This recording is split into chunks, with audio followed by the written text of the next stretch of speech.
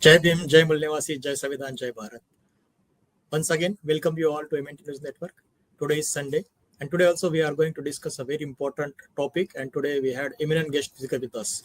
So we all request all the viewers to spread this video link within your known circle so that this important topic is not missed by anyone. Because today we are going to discuss about the Constitution of India.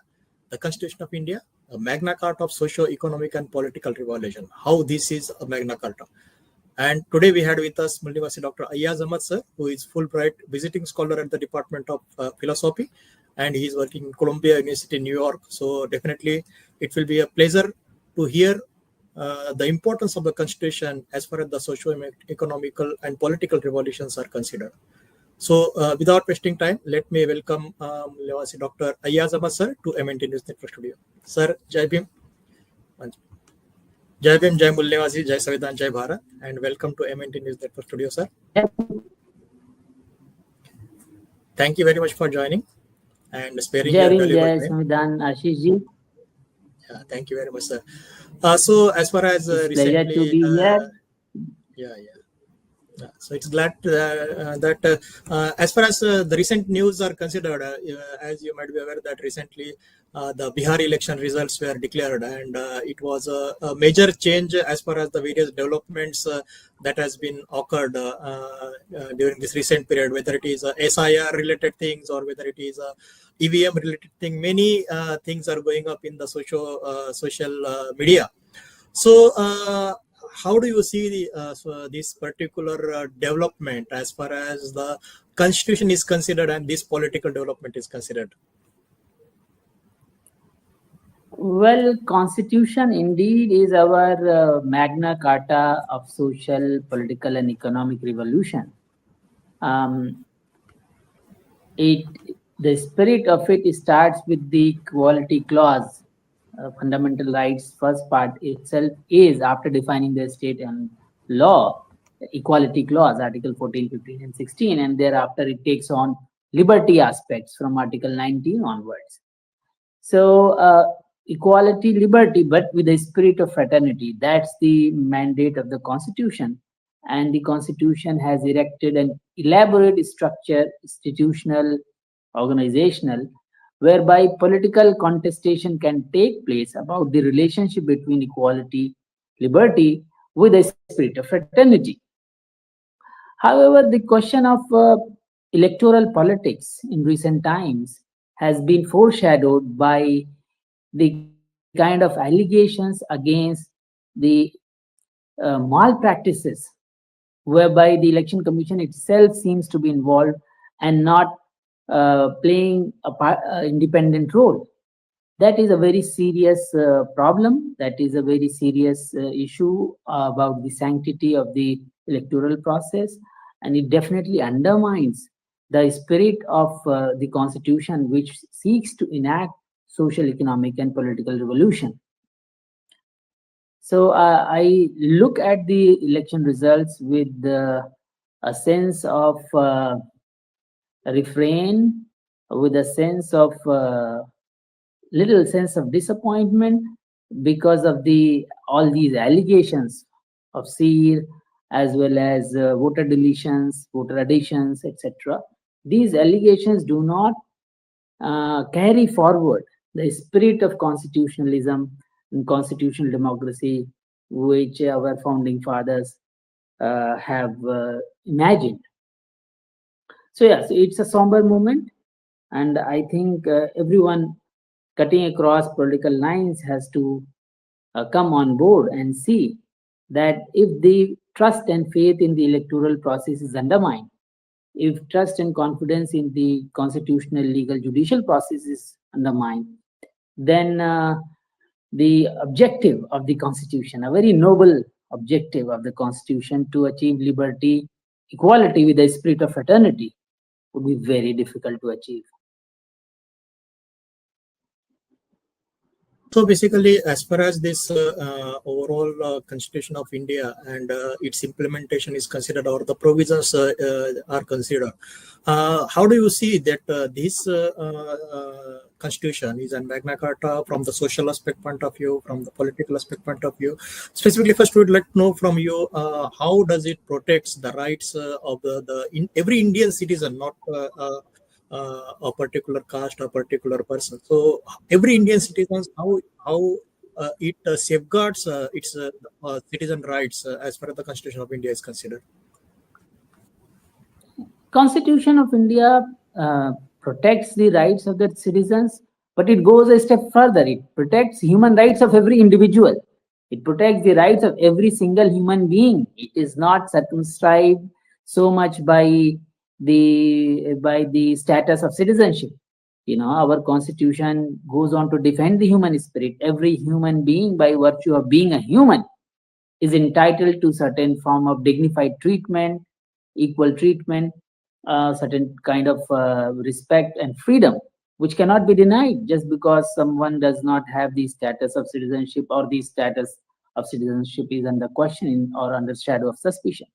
Constitution, for example, the equality clause. Every person is entitled to equality before the law and equal protection of the laws. Every person, not citizen. Every person is entitled. There are so many rights within the Constitution. Environmental rights, for example, it is not foreshadowed or circumscribed by the status of citizenship.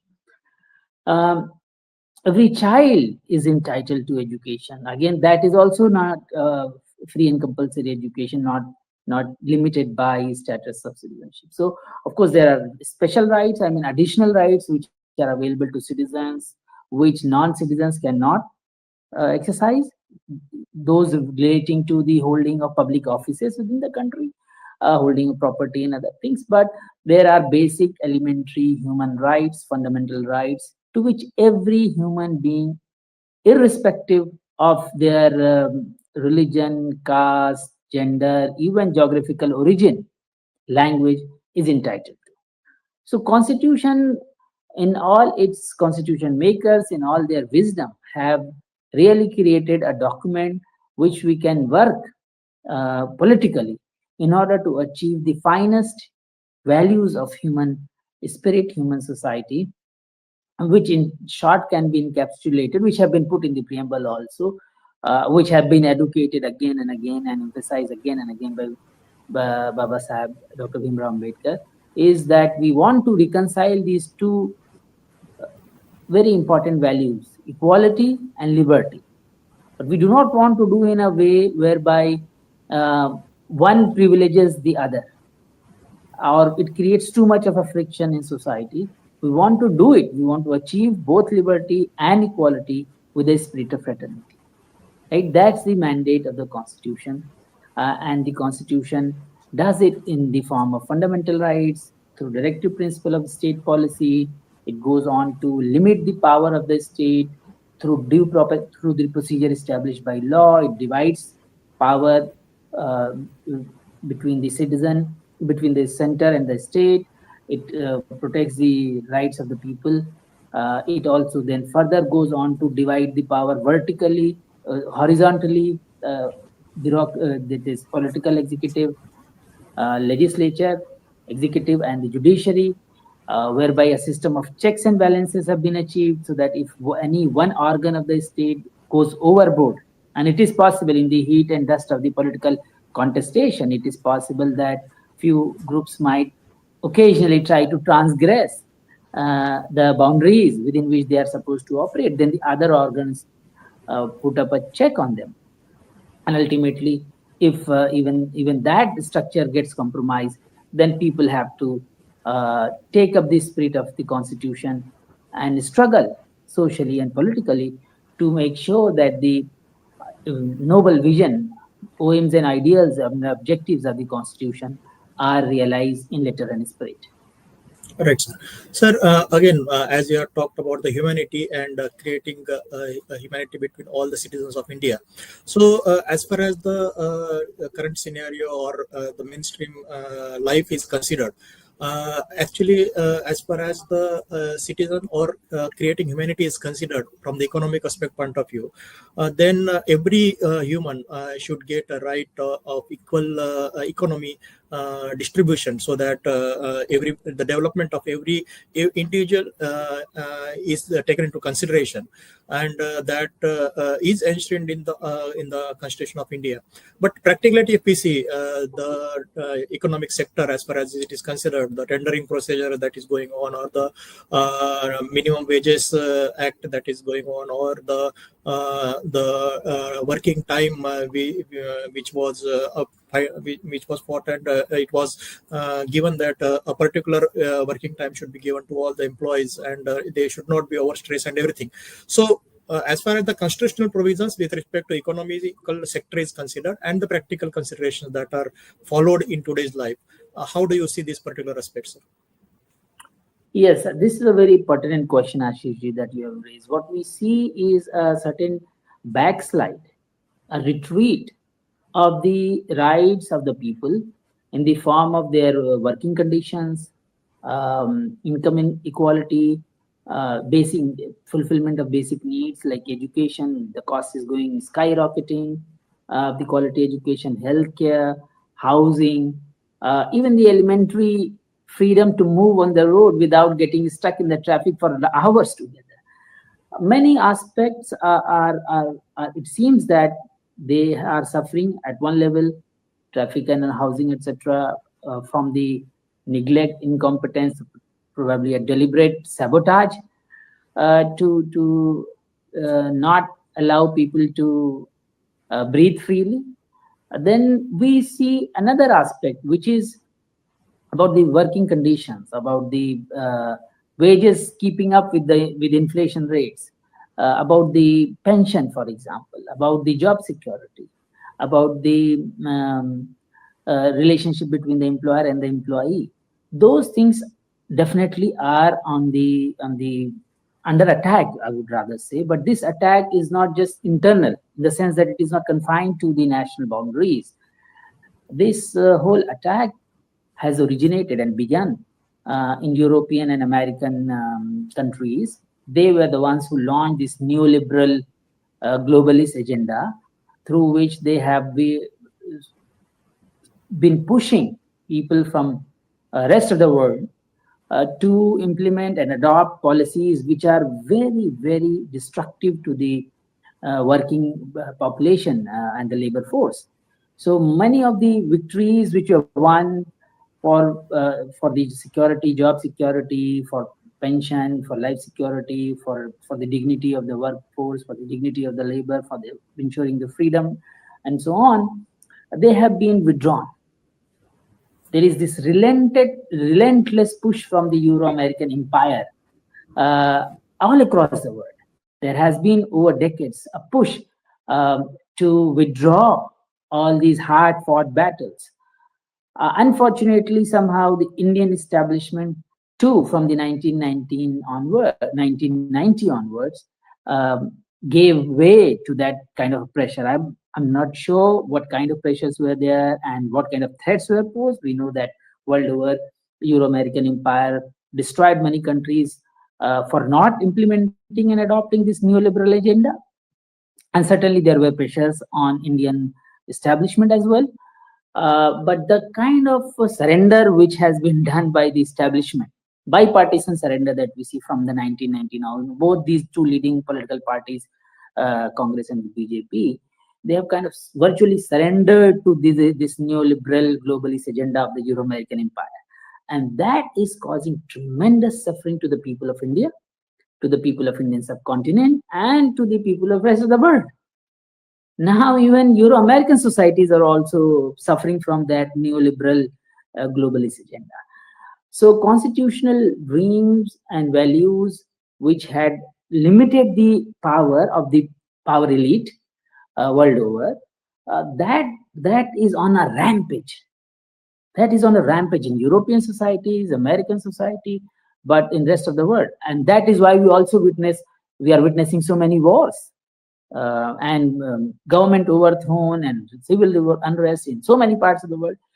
There is people's revolt against this kind of agenda to limit people's freedom, their creative potential, to kind of enslave humanity to the power elite of the Euro-American empire, and those so-called people in the third world countries or people in the rest of the world, the native elites who collaborate with them are doing great disservice to their own people and to the humanity.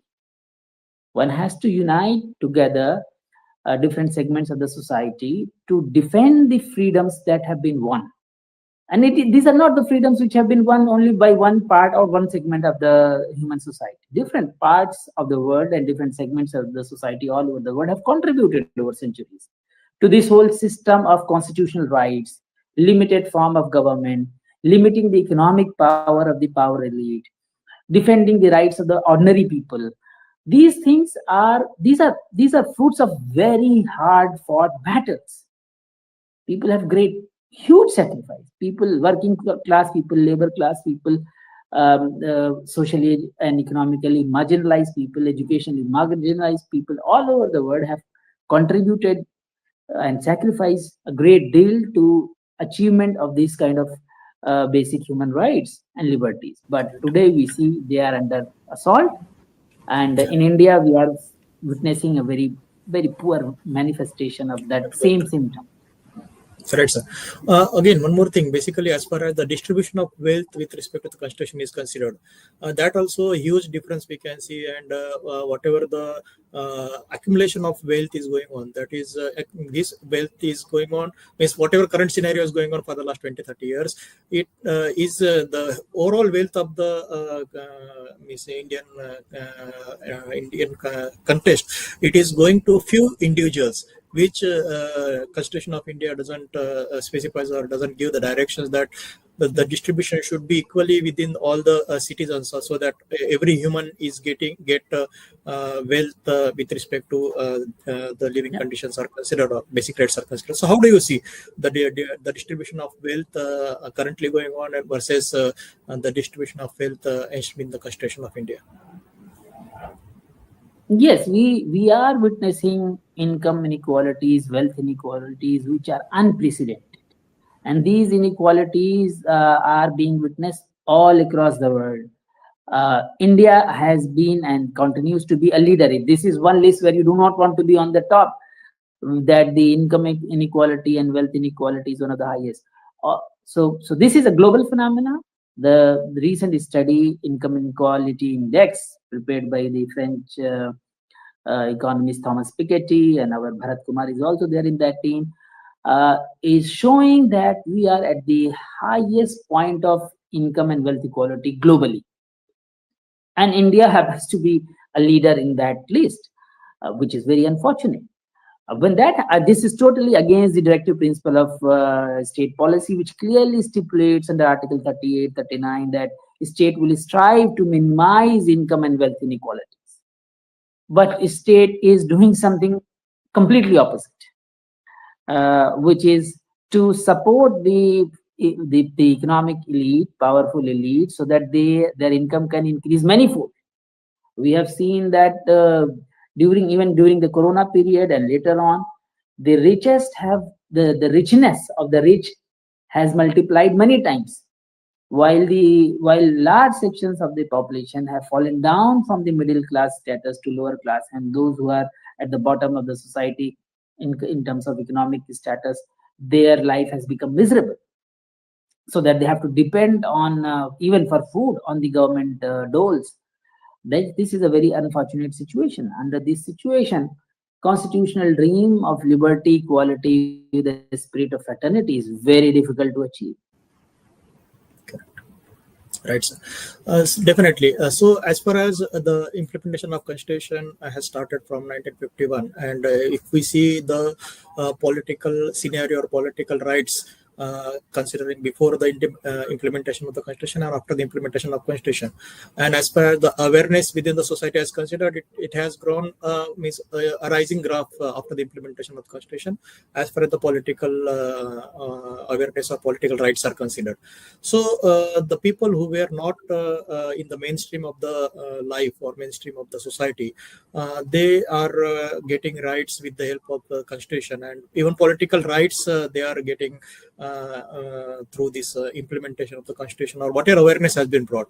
So how do you see the political scenario or political rights given by the Constitution of India versus the marginalized section of the society after the independence of India or after the implementation of the Constitution of India?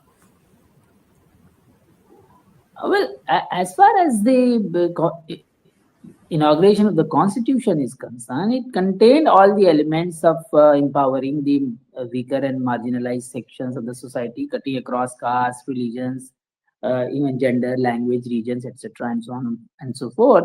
However, there has to be a political process through which that agenda, that dream, that vision is to be realized, right? And somewhere down the line, after the 1980s, especially and in 1990s in a very legal formal form, but from the 1980s, we have seen that political process has become more about creating and managing social differences. So you first enhance social differences and social conflicts, and then the political parties try to manage it through different vantage points from the right, from the conservative and liberal point of view. However, the economic status of the economically powerless, of the socially and educationally powerless, it has stagnated. So one is that the Indian political elite, bipartisan political elite, cutting across the two mainstream fragments, Congress and the BJP, has been complicit in this constitutional backsliding, right? But we cannot stop only at the native players, because we know for sure that the roots and origins of this backslide are not within the Indian subcontinent. The roots are spread throughout Europe and America.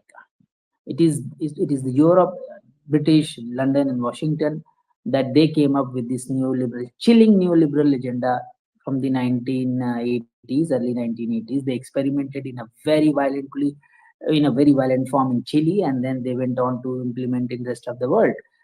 We have seen the destruction of much of North Africa, Latin America, Southeast Asia, Middle East, and Indian subcontinent. All kind of means have been deployed by the Euro-American empire to ensure that the agenda of economic empowerment of the people, of the ordinary people, does not take off, so that the rich become richer, they become more powerful, so that the ordinary people can be controlled, they can be surveilled and turned into robots. That's the harsh reality of contemporary workspace. It doesn't really matter which workplace you occupy, whether it is in the public or the private sector. The agenda is very clear, that turn human beings into robots. They should be very robotically coming to the office and in a very mechanically taking all the orders and directions and perform their job, and then leave the office space in a mechanical way, in a robotic way. This agenda has its root in the Euro-American neoliberal turn that they took in the 1970s and 80s, and it has affected us in a very bad way, because remember, if Europe and America takes a neoliberal turn, they still had the foundation. Their society still had a certain experience of welfare state for over many decades. So they had institutions and systems and mechanisms through which the most marginalized, economically disempowered could still, being the first world country, could still survive and excel. But for us, that kind of neoliberal imposition, economic imposition on our society, on our country, has a devastating effect, because our threshold was very low anyways. We needed to build it. We needed to build it to provide universal common education system, high quality education to different sectors from 10, 15-20% population, we needed to expand it to the rest of the population. However, look at what happened. Healthcare similarly and other economic securities. What happened? Reverse happened. So if in the early 80s, if our high quality education available to a segment of population was say 15% or 20%, today it is available only to 10% because rest of it has been, public sector has been destroyed and the private sector is affordable only to 10% of the population, right? Same goes for healthcare and other securities. So we as a formal colony of the British Empire and we as the victims of the now American Empire, we should be on our guard, we should have been on our guard, and we should have been at the forefront of this struggle against new colonization and neoliberalization, new colonization. But we rather chose to bow down before the Euro-American Empire, and now we are paying the price. It's a very, and we eventually that price has to be paid in blood. So I think there is a need to return back to the constitutional agenda, original agenda of social equality, education equality, economic equality, liberty and freedom for every section of the society by inculcating the spirit of fraternity, cutting across castes, cutting across religions, regions, languages. We have to take up that agenda from the Constitution. We have to draw from the Constitution. We have to lean on the Constitution and push back against the Euro-American Empire. This is a very difficult time, very turbulent time globally. And in this time, Constitution as our guiding force, as a beacon of hope, as a source of light, we have to lean on the Constitution to achieve all these goals. Right. Sir, as you have rightly said that it's time now to make more aware about the Constitution of India within all the sectors or within all the human sections of the society, and the more we make aware, the more they will be aware of their rights in all the sectors, not only in social aspect but economical as well as political aspect also, how they can survive or how they can acquire their rights. So how do you see as far as on one side the majority of the force is working on non-implementation of the Constitution, but as far as the rights of every individual or every human of India is considered, it is enshrined within the Constitution of India. So what do you think, what needs to be done by every human or every Indian citizen of India? What message you want to carry to them, or what appeal you want to make to all these people who can become the beneficiaries of the Constitution of India? Well, you use the word awareness, awakening. Eventually, we definitely need great awakening, and we need to be part of this great awakening that colonization never really ended. It simply acquired a different form. So the struggle against colonization and colonial loot, colonial plunder, colonial exploitation, colonial violence must go on. And in order to carry on that struggle for freedom, for independence, for sovereignty, for equality, for liberty, we need to undertake awakening campaigns, no doubt about it. We have to work on it in a great way. But how do we work about it? Mass media totally under control of the power elite, who is subservient to the global elite. So media, these channels that you are running successfully, they offer some window of hope for us. But also equally important is to build social institutions, cultural institutions, educational institutions, through which one can launch, number one, develop great awakening against this globalist agenda of great reset, but also at the same time develop the strength, internal capacity to stand up to the neo-colonial violence of the Euro-American Empire and the native elites who are colluding with the American Empire.